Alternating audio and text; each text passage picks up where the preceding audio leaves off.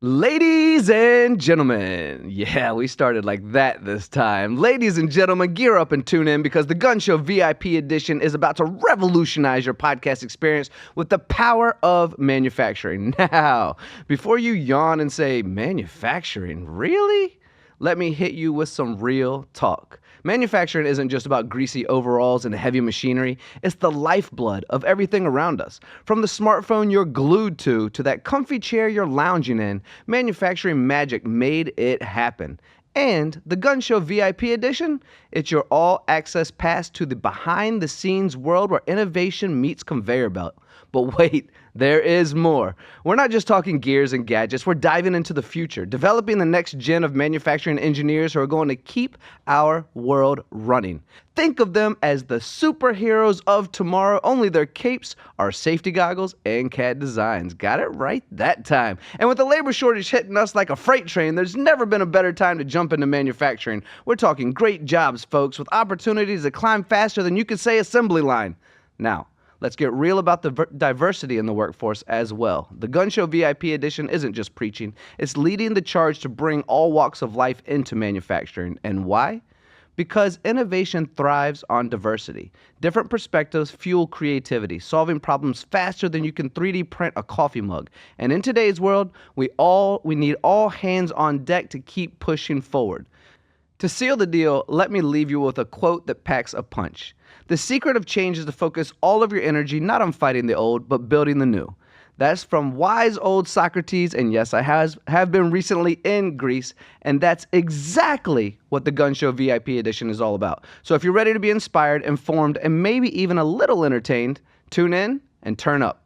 Because when it comes to the future of manufacturing, you're either in the front row or you're missing out. So welcome to the Gunn Show VIP edition, where we're making the future, and you are the VIP. All right. Bad joke of the day, Christian. You ready for that one? Oh, yeah. You know you're not. Everyone's already rolling their eyes. It's so bad, but it's okay.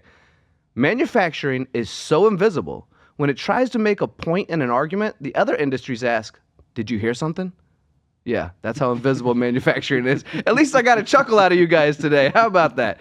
All right, thank you, MTD CNC. You are the motor behind this momentum that we are creating here at the Gunn Show podcast. We want to thank our sponsors, AMT. IMTS is this year, September. We know we're all going.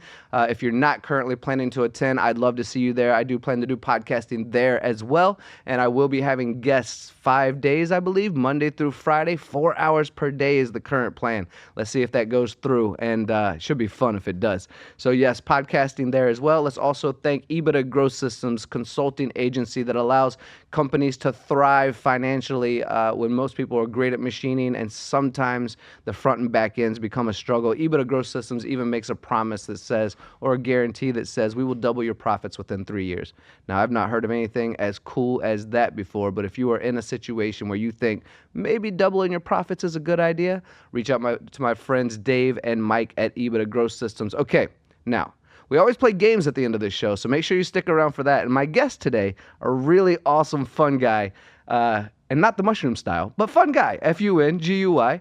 Really awesome and fun guy has chosen 2 games. One of those is If I Were a Game and Would You Rather. So please put your hands together. I can't hear you guys. Oh, there we go. There it is. I can hear it from my side, but on the opposite side, how good is the internet these days? Can I hear you cheer? All right, I can hear it. I can hear it now. All right, please put your hands together for my guest, Adam Bennett, a self-proclaimed tech geek for vision and automation technology. Adam is currently the director of enterprise sales at Matroid, which kind of sounds like a video game I used to play. Do you remember that, Matroid? Yeah, me too. A company that makes computer vision simple. However, I'm going to learn a lot with you guys today because, again, like some of my other podcasts and like we like to do, we like to step a little bit out of our comfort zone to learn something new because we're providing information to an audience that constantly absorbs so much, and we love that about you. So thank you for tuning in. Welcome back to the Gunn Show, my friends. This is the VIP edition. Adam, how we doing, buddy? Thank you for being here. Well, yeah, thanks for having me. Excited to be here. Yeah. So what we like to do on this show to always get started is to hear about the journey. But before we do that, because I've already mentioned a video game of Metroid, let's clarify what this actually is, and then we'll go back to your journey of how you got here. Yeah, so I'm not a mathematician, but I can tell you that Matroid is really a term that comes out of the world of mathematics. So it's a mathematical algebraic expression is really what it's representative of. And if we think about AI is essentially a bunch of really advanced math. Yeah. Yes, it is. It's a great algorithm. Learning all the time. Learning faster than I am. Yes. So yeah. And that's kind of the concept. That's it. Yeah. Cool. I like it. All right.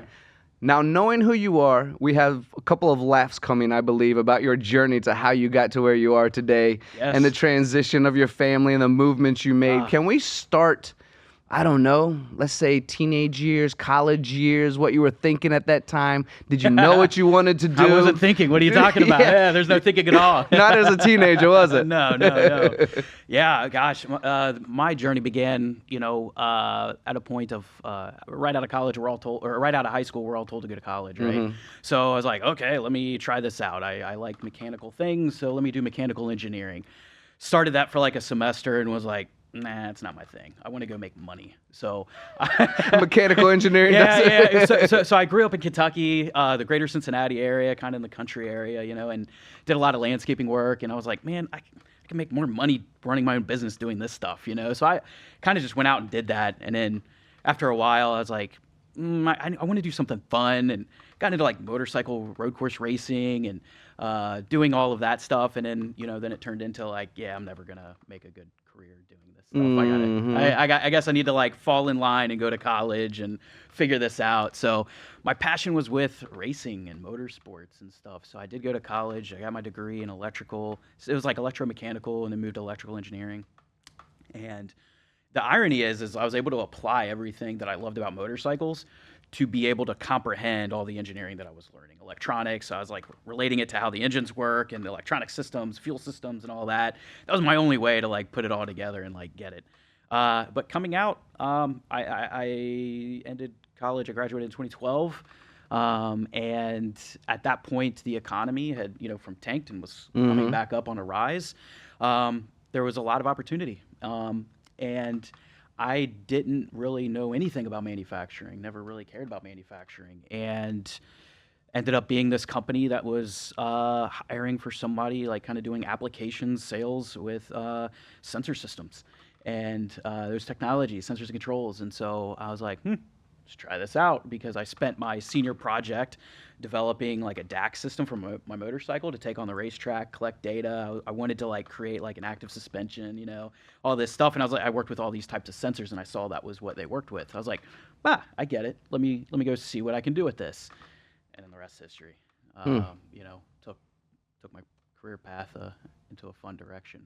Amongst this journey, and I'm going to go back into it in a bit, but what I want to talk about also is your journey from one location to another location, because you're not still in the same area. You are now a neighbor of mine for the most part. Yes. Now in Florida. Yeah. So started out in Kentucky, did a lot of work there, and the company that I worked for was like, hey, man, we'd love you to come out to Philly to headquarters and be a product manager and manage these 2D and 3D imaging technologies that we have, and RFID and safety technologies. It's like, cool, this is a great opportunity in my career, because at the time I was kind of sales and applications. Sales engineering is really an underrated role, by the way. But I was just at a weird point in my life of like, do I want this sales title on my head forever, right? A lot of the engineer-thinking people come through that same... Yeah. In fact, we had Darth Vader at the front of our table the other day. We had him turn it around and say, welcome to the dark side, to a gentleman who went from engineering to sales. So please continue. But yes, we all go through that, I think. Yeah, and that's what it was. So I was like, well, this is my opportunity, let me move into product management. So I did that. Loved the company, loved the role that I had. It was absolutely amazing. It really accelerated my career. It really took me to another stage.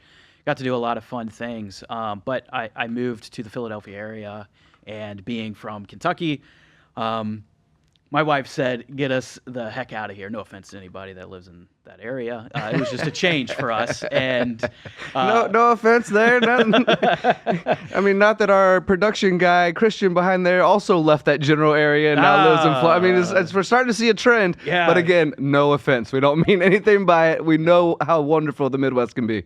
beautiful area. Yes. But yeah, so she's like, let's go somewhere else, and literally put our finger on the map. It's Just spin a globe like old school style. And go, pretty close. Yeah? Pretty close. And and now we are in St. Augustine, Florida. Beautiful area, might I add. I mean, I think it's oftentimes underrated as one of the best places in all of Florida. It has such a historical area. Most people go, well, I'm in Jacksonville, and Jacksonville has great industry there for what we do, but St. Augustine is, I mean, wow, what a lovely place to pick. It is. Yeah, it's beautiful. We love it. To your point, the history. It's pretty neat to go in areas and you see buildings that were built in the 1500s, and it's like, wow, you usually only see this in Europe, And yeah, it's pretty cool. Well, it came from Europe, right? Or Yeah, from Spain, I believe. Yeah, yeah. Yep. A lot of Spanish Influence there, influence, yeah.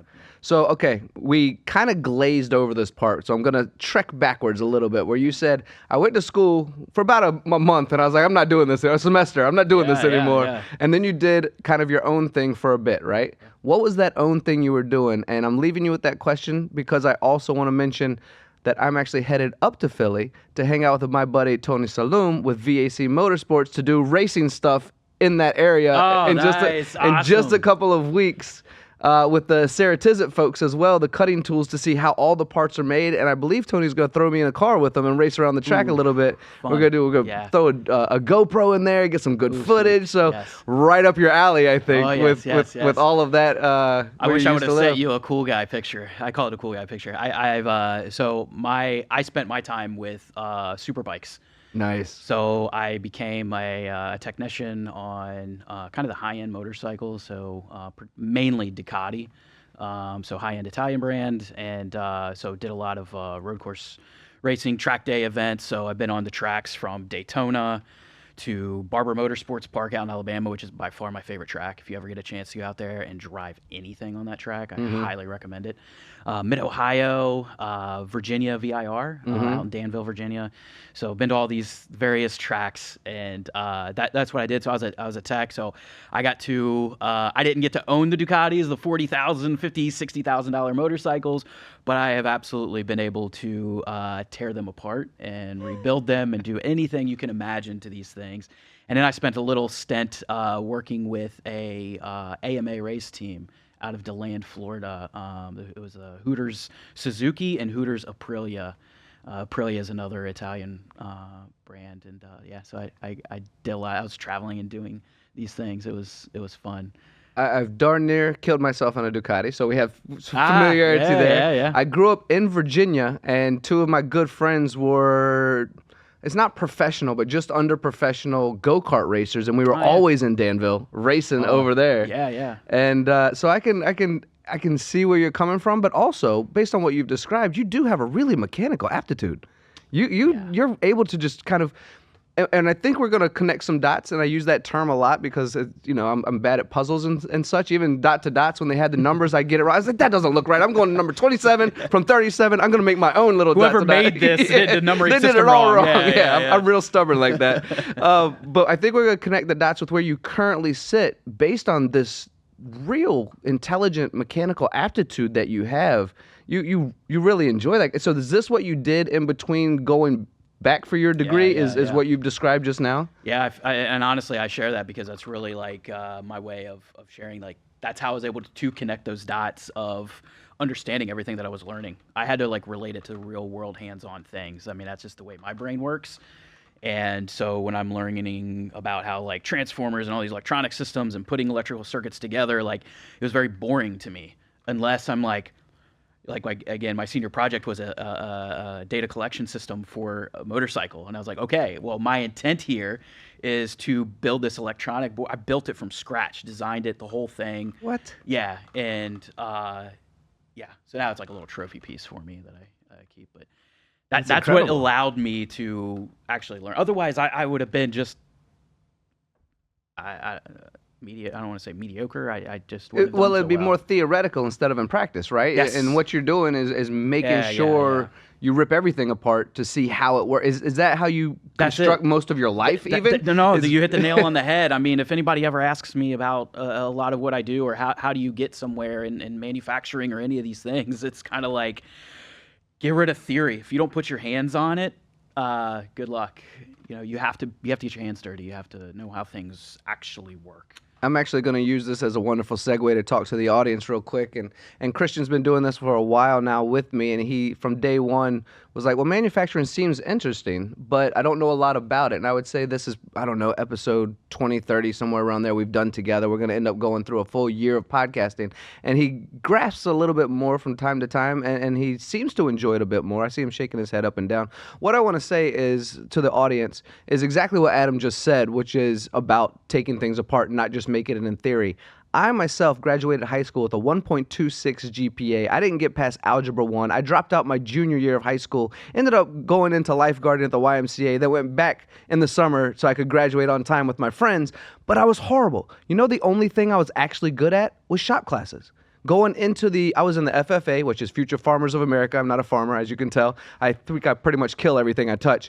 But I was in the farmers area for 5 years, and it was in fact, I got kicked out of Spanish 1 every year I was even in it. They sent me to a library, said I was so bad, and then I married a Mexican. So this is really working out for me on top of that. But what I want to say is, if you're out there, if you're a tinkerer, if you're touching things, if you don't feel like you're the greatest at this structured, sit in the desk, memorize, repeat school system, we want you in manufacturing. You are actually thrive in our industry. I wouldn't call myself a dummy by any means, but I didn't do well in that sit, memorize, repeat, test style environment. And look at what's happened now with the program. I can program CNC machines line by line on G code, M code, all that fun stuff, and I didn't get past algebra because when you touch it, when you feel it, it connects. You would agree with all that, right, Adam? 100%. You hit the nail on the head. Yeah. I completely agree with all of that. Yeah.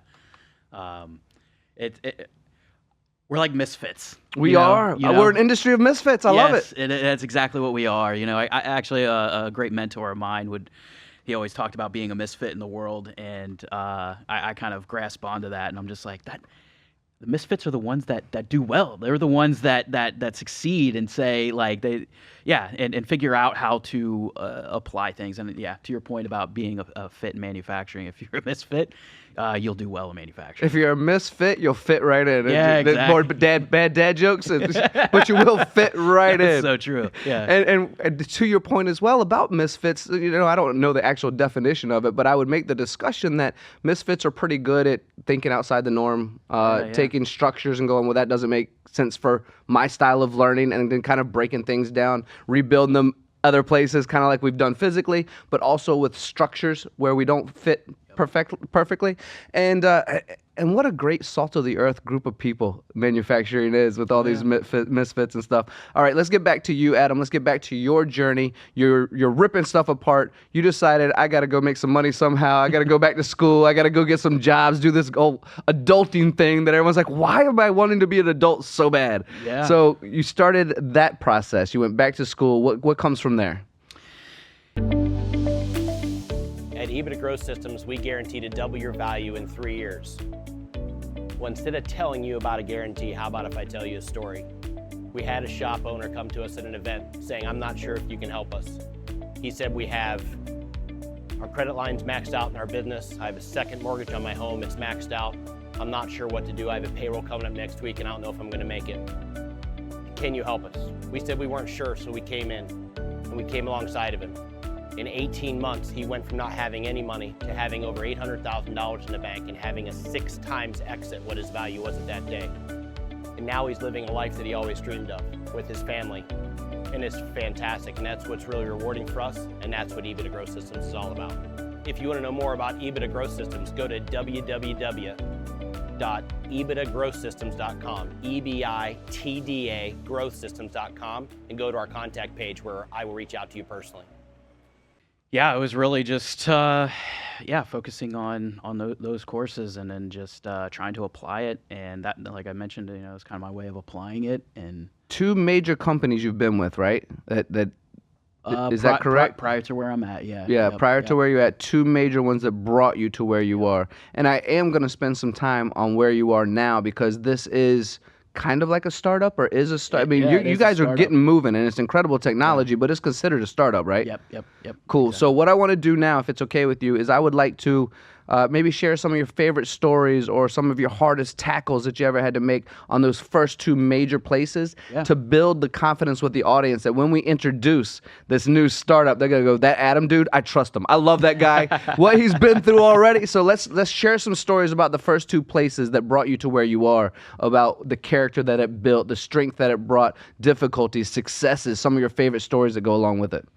There's so many. Yeah. So really the beginning of it was kind of coming into the world of manufacturing. This company did sensors and controls, the first company that I worked for right out of college. And going into manufacturing, you were expected, you're in the field, back to the point of hands-on, right? You're out there solving problems inside of a production facility, right? You're selling this technology, but at the end of the day, I would actually manipulate my business card to say applications engineer, because at the end of the day, that's what I was doing. I'd go in and talk to people. I'm kind of like consulting, if you will, like, what's your problem? What are you trying to do? You know what I mean? And I did the same thing. I'm not gonna lie. My card when I was doing a little bit of sales, technical sales, was applications engineer. Well, because people don't trust sales. Like, I didn't trust sales. I'm like, whoa. I don't sell used cars. This isn't my thing. I didn't, put water in the oil. Like, this isn't what I'm doing. Yes. And so the interesting thing was actually all the acronyms. And then day to day, I mean, you'd have 3, 4, 5 meetings at totally different facilities in the same day. So 1 minute you're talking to somebody that's doing, like, I don't know, milk processing. The next meeting you go into a place where they're doing stamping and welding. And then the very next meeting is like you're dodging dead chicken head or dead chickens and body parts, heads and guts and stuff. And in the very next meeting, you're back into, like, I don't know, machine tool operations, and like how diverse. Yeah, so it was just like completely different. And then a lot of the times, and I'd love to be able to give you a good example, but I probably can't. But the same thing would be called something else at each facility, because to them, the way they operate. So it was like just understanding their world, their language of how they operate. That was probably the biggest learning curve for me. At the beginning, it was just like learning a whole lot, like all the things that each industry. Because manufacturing, we talk it as an industry, but there's industries within manufacturing. Yeah, tons. Right? Yeah. Tons of them. And there's a lot of different governance and compliance, that everyone has to follow suit with. And SOPs are just different. And so being able to understand all of that was probably the biggest learning curve in the beginning for me. I can imagine. And I'm trying to help you out with thinking of a general statement that would help in each industry, because you do think, farming, the traditional style of farming, then you have animal farming, then you mentioned stamping, then you're in a more traditional machine shop, less fabrication, and then maybe you can even get within medical, aerospace, defense, all of these things within that side. And now we're doing additive. And and now we're doing AI stuff, and then you get into all the machine monitoring, and we're gonna kind of you see how I'm segueing you in here? You see this, Adam? Yeah, I see it. So, but you're right. It's almost like coming from Kentucky to Florida and speaking the same language. Right. Yes. Yeah. I mean, a big difference. No, that's that was probably the biggest one. Yeah. Do you have? We love the journey because it shows people that it's not just about success, and so many people only see the light bulb of success and go, "I want to be that right now. I want to be that. I want to be Adam. Adam's got this successful everything right now. I want to do that." So to hear your story is wonderful, and to hear that little struggle is wonderful as well. And this doesn't completely go into what I just described, but I want to hear one of your successes, one of your favorite successes from those first two areas. Do you have a story where you went into a customer? Do you have a story where you personally can say, this was a moment for me where I learned something great and made me a better human? However you'd like to take it. It could be a personal, it could be a business structure, but we love hearing, even though the struggles are good to allow us to connect and empathize with each other, it's also good to hear about the successes and the aha moments of what's gone on in our lives as well. Gosh.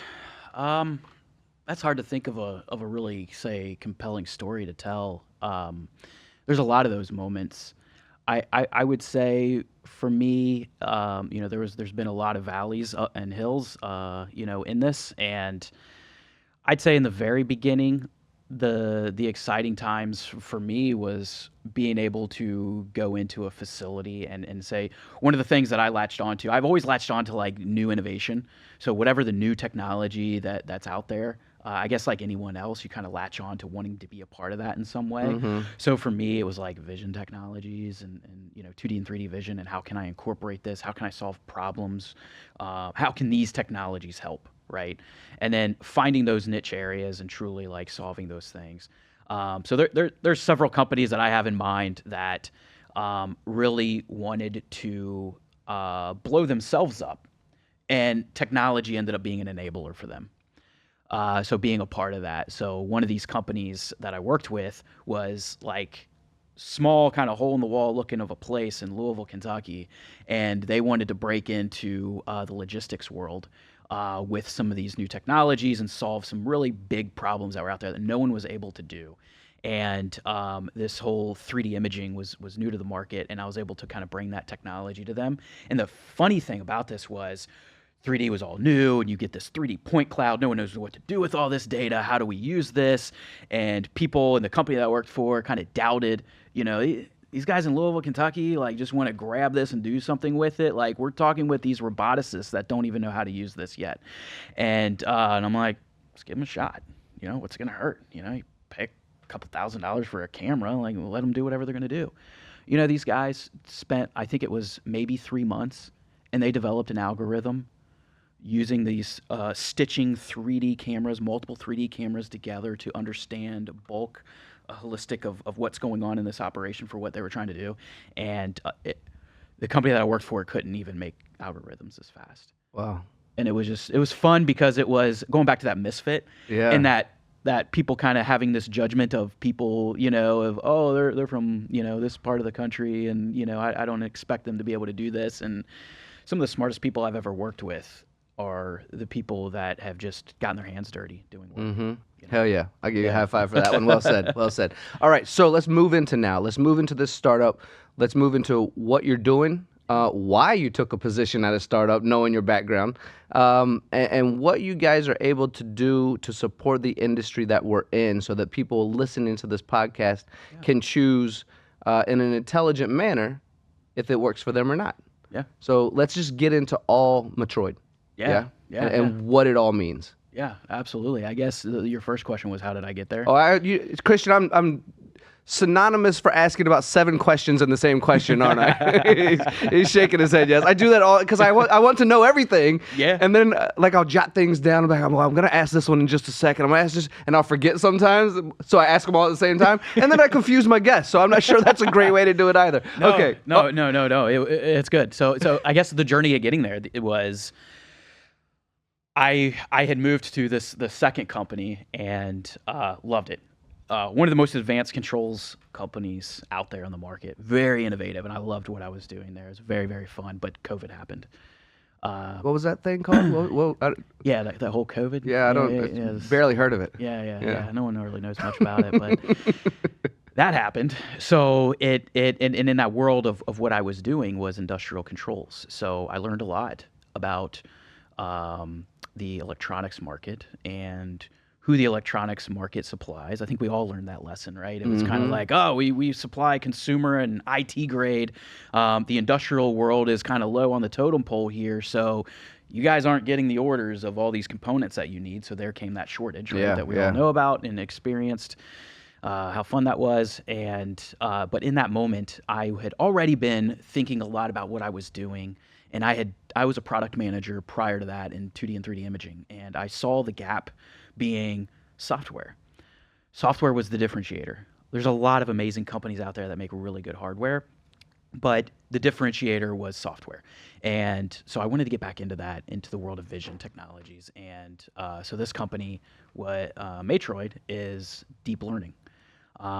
So I did some research on these guys. So Matroid, I guess to give the backstory of Matroid, yes, please. Started 2016 by a Stanford professor who has a very compelling background, who actually is the author of the original machine learning algorithm that made Twitter what it is today. Wow. Yeah. So the follower, the recommender of who to what to follow algorithm, he's the author of that, and he's got so many credentials of developing a 3D neural network through the product he created, being Matroid, to detect like glaucoma, He's also a co-author of anybody out there that knows data science. Wasn't anything that I knew much about at the time, but he is a co-author of SparkML, main machine learning library. I know that one too. Yeah, I know Spark. Yep. So he's a part of one of the early founding members of Databricks, which is now a very, very successful startup. That's, I think their valuation's over like $40 billion at this point. They've been on some financial news and all this stuff. So point of that was the foundation. So I kind of following that, right? That's a heck of a foundation. Well done. Yeah. So it was, for me, it was, okay, I'm seeing this amazing technology and the problems that it solves. I want to be a part of that. So I joined the team. And who can blame you? Yeah. That sounds amazing. Yeah. I wish that was on my resume, first of all. And if it's not on my resume, if you pitch that to me, I'd want to join you too. It's fantastic. Yeah. So it's been an exciting last few years here. Few years. And it's flying by, actually. But a couple few. Yeah, a couple few. So yeah, that's kind of how I got there. And so what we are is really the purpose, and the fun thing is what Reza saw. Reza Zadeh is the founder and CEO. So anybody that's interested, look him up. He's a pretty interesting guy. So really the gap was, how do you take deep learning, this new complex technology that everybody is trying to incorporate, and put that into the hands of domain experts of various industries, right? So our purpose as a company is to supply a platform that simplifies that technology so that, you don't have to go have a degree in data science, right? Be some degree deep learning engineer. You can leverage a platform that allows you to make sense of your visual data. So it's computer vision made simple. Computer vision is incorporating deep learning these days.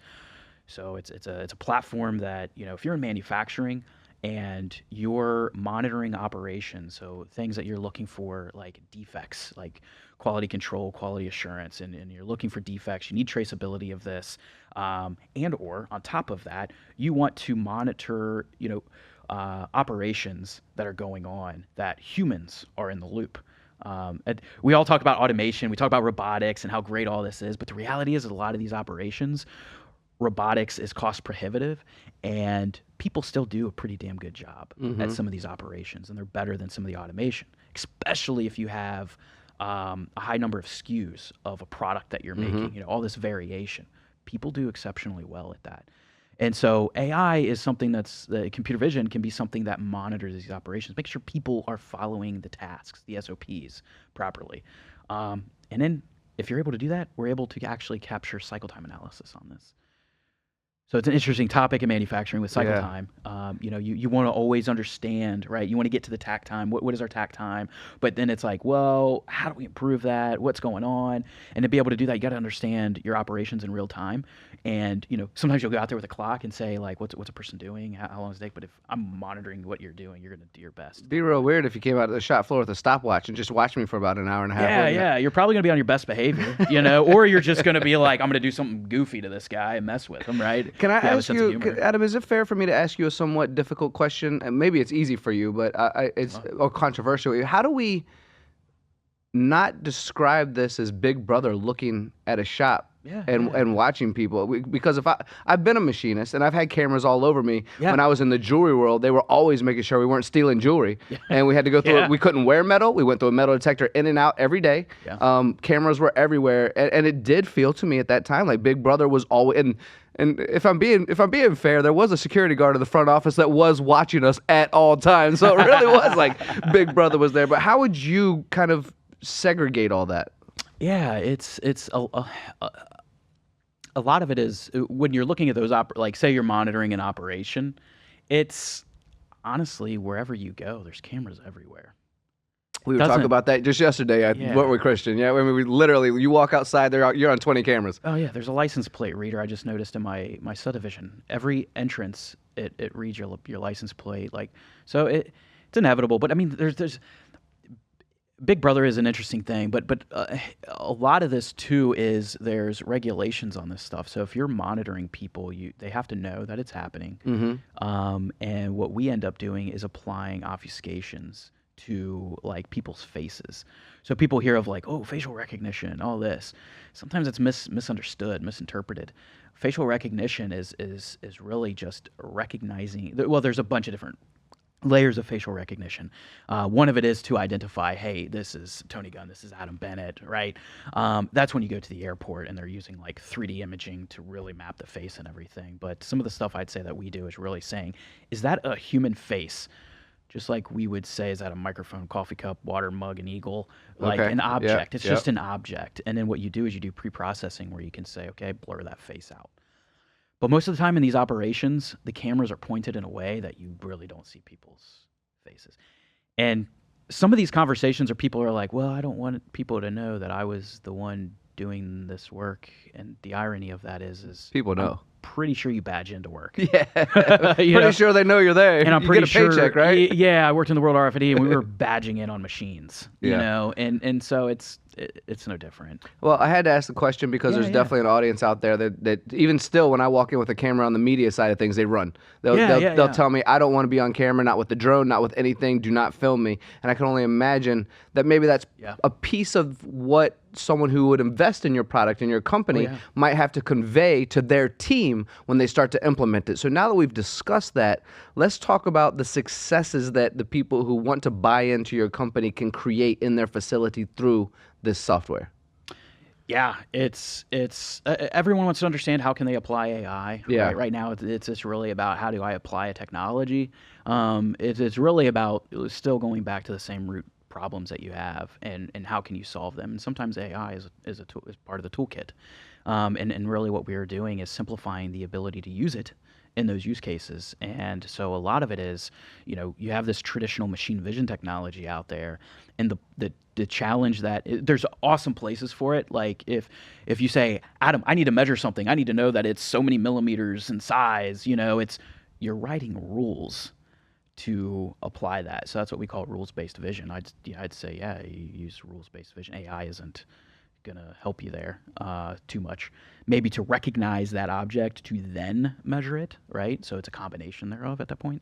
Mm-hmm. But really, it's there to solve these complex challenges where your defects that you're looking for instance, if we're talking strictly about defects, it's things that vary in shape, size, color, texture, that really the human eye can understand it.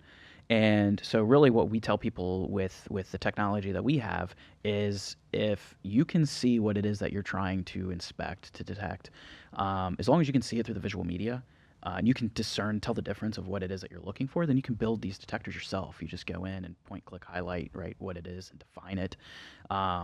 That's say from a defect perspective, and the value there is being able to capture these really challenging defects that you typically require a human being to look for. And the problem with people doing it, people can do well for a little bit, but when you're standing there 8, 10, 12-hour shifts doing it all day, you kind of get that glaze over your eyes, and you're not really looking and judging. Hey everybody, Mike Franz here with Shop Floor Coffee. For 20 years, we've been seeing the same issues going on with workforce development and the shortage in workers across the industry. We wanted a way to give back. Shop Floor Coffee is our way to do that.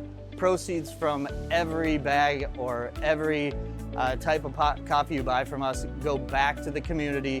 We work with amazing programs and initiatives across the country where we're giving back. We want to help support the community. Come together with us. Join us in this effort to help support the community. Please, thank you very much.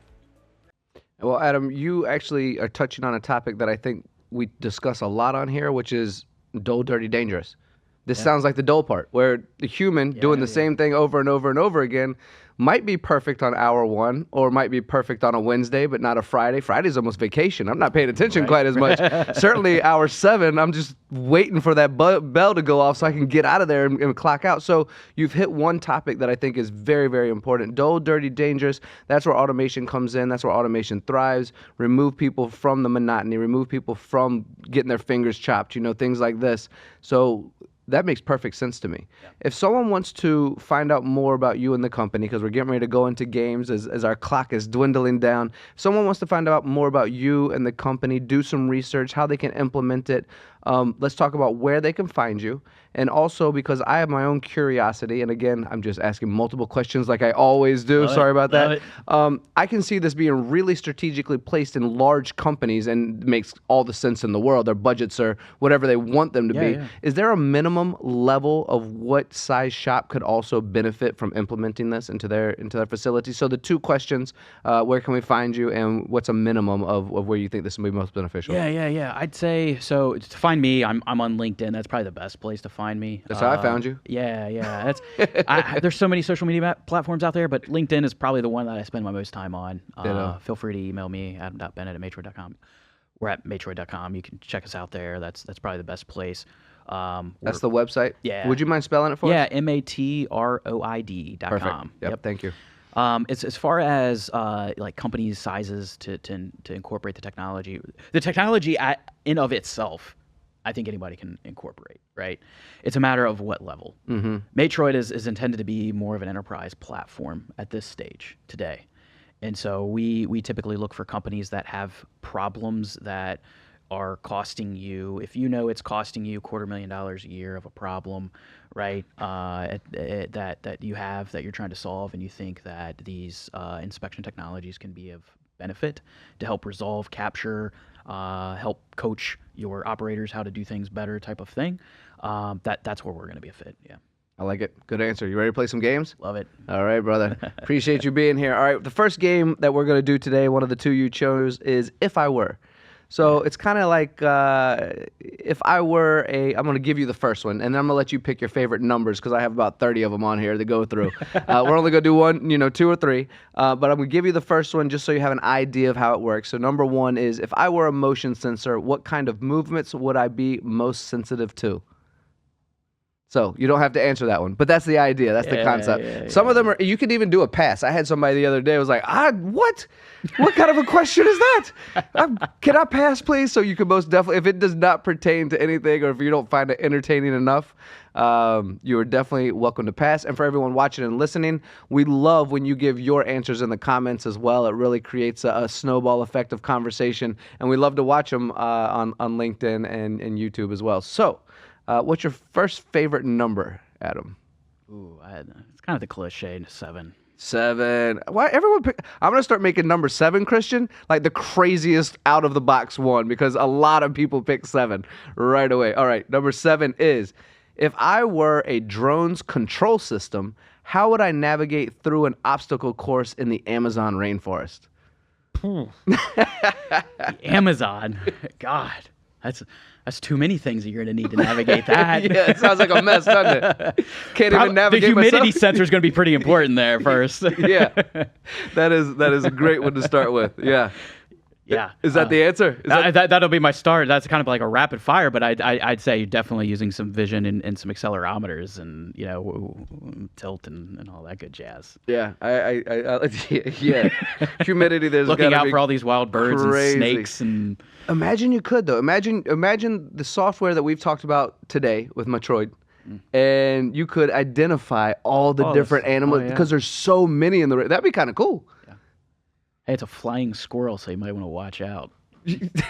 with all the, I think the biggest killer around there is either mosquitoes or ants. Really, you have piranhas and cougars and all sorts of giant snakes, but the mosquitoes are going to take you down. Just keep the altitude. You're good. All right. What's your second favorite number? Oh, 4. 4 it is. Don't ask me why. Now I want to ask. I don't know. It was random. Okay, it really was a don't ask question. Got it. If I were an applications engineer for a gaming company, what revolutionary game controller would I design? Ooh. It's going to be a system that applies AR, of course. Yeah. Especially these days, Yeah, right? especially It was a these dream days. before. It's coming to reality now. Well, the whole time I just, as they're doing these things, it's just kind of, I'm like, VR? Like, you're going to run to the wall. Like, you're going to run into everything. I've Like, done this that, actually. This is goofy. I'm like, you gotta be able to perceive and overlay it in your real world. That is going to be awesome. And obviously, that's kind of where they're at now. Yeah, and if we get too close to that, it's going to be a lot like a couple of the movies I've seen where we get lost in that reality of whoever we want to be and we forget about the real I love world. the memes that I'm seeing now with the Apple Vision of people like walking out on the road and like you just do like the cross section across the road and like doing something random in space, because they're on their Apple Vision thing. Which one of the laws is survival of the fittest? Yes. Don't fall into the trap. Yeah. All right, we'll do one more of these. What's your third favorite number? And I won't ask you why. 24. 24. Let's see. Ask me why. Not this time. Not this time. Not falling for that again, Adam. You already got me once. If I were an applications engineer for a pet tech company, what device would I create for pet health? Pet health? Man. Probably monitoring its what it does. Its activities.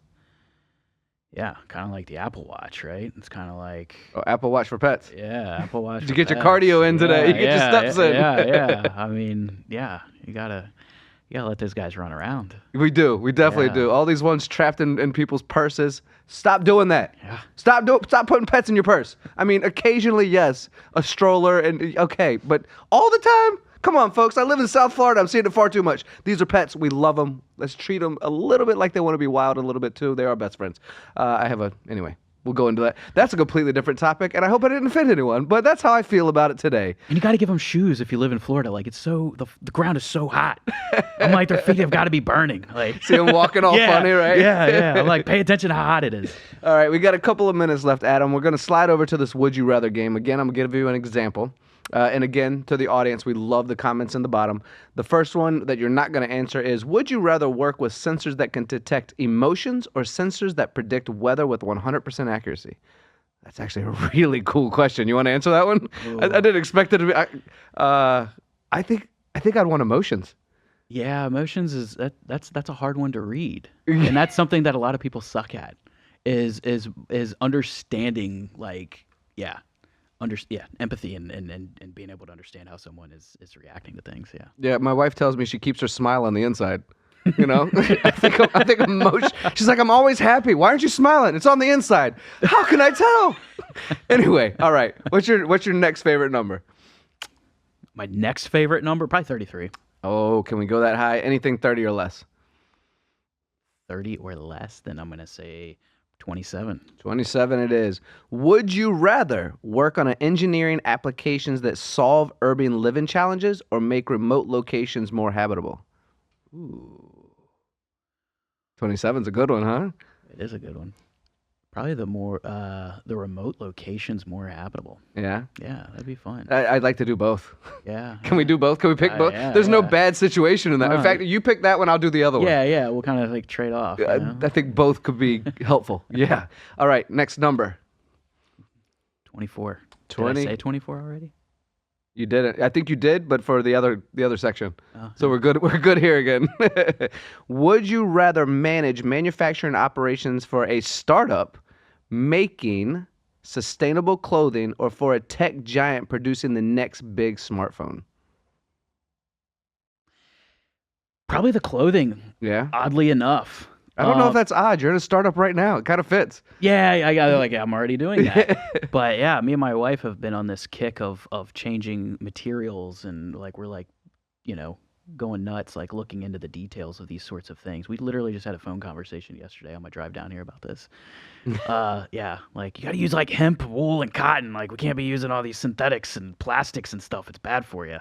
Yeah. Well, shout out to your wife for that. And let me just say, when I did own my natural healing company, our shirts were made of bamboo and hemp, and there's a great company in Colorado that can do it for you. So shout out to her. And Ono, I think it's called ONNO, ono.com, if you're interested in bamboo and I'll hemp. have to check that out for Yeah. sure. When we were 7 C's Purity of Life, and when we were Your Tea of Life, because we rebranded after a few years, we did make those shirts, and it was sustainable. And everything we did at that company was sustainable. So That's awesome. yeah, shout out to your wife for that. Yeah, that's awesome. Well, Adam, you are off the hot seat. You have been an absolute pleasure today. Thank you for coming down and joining Christian and I on the podcast on the Gunn Show. Yeah. A gentleman and a scholar. If it were later in the day, yes, we're giving time away today. If it were later in the day, we would do a drink right now and have a toast. Are there any closing statements that you'd like to leave with, as if we did have a toast to give right now for everyone who's listening? Oh man, yeah. If I'm ever like giving a toast out, I mean, I'm a religious guy, so I always thank God first. My wife, holy hell, she's awesome. Giving me the opportunity to do the things that I do and take these adventures that I'm taking to improve our quality of life. And mentorship. Mentorship is so underrated. I wouldn't be here without. I've had various mentors. If you've asked me who has been my best mentor, I would say it's been different stages of my career, and there's been several of them. And I'm at a stage in my career where I'm trying to give that back too. But to those that have helped me, those of you that know me and worked with me, thank you for your support. Yeah. Any shout outs you'd like to give of those mentors? Or we're going to leave it with Alice so many, Maggiolo, right? Rob Rarica, Roger Varma, you guys, yeah. And then we feel bad. They know who they out, are. yeah. They know who they are. All right, Adam, you are the man. Closing statement for today, my friends, as we wrap up another electrifying episode of The Gunn Show, VIP edition. I like saying that, VIP edition. I want to take a moment to talk about something we all wish we had more of, and that's time. It's that precious commodity you've generously shared with us today, and let me tell you, we're not just thankful, we're darn right honored.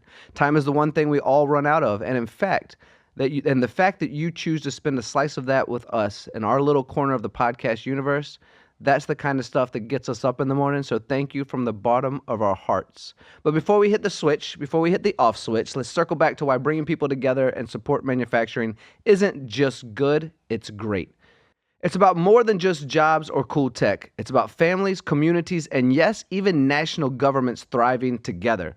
When we invest our time and talents into manufacturing, we're not just making stuff. We're making a future that's brighter for everyone. We're talking about a world where innovation isn't just for the select few, but accessible to all, powering economies and opening doors to opportunities that span generations.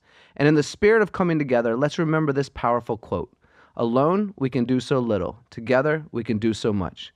Helen Keller hit the nail on the head with that one, and it's a call to arms, or should I say, a call to hands, tools, and minds to join forces in the name of progress. So, whether you're a seasoned engineer, a student just starting out, or someone who's just plain curious about how the world ticks, your role in this journey is crucial.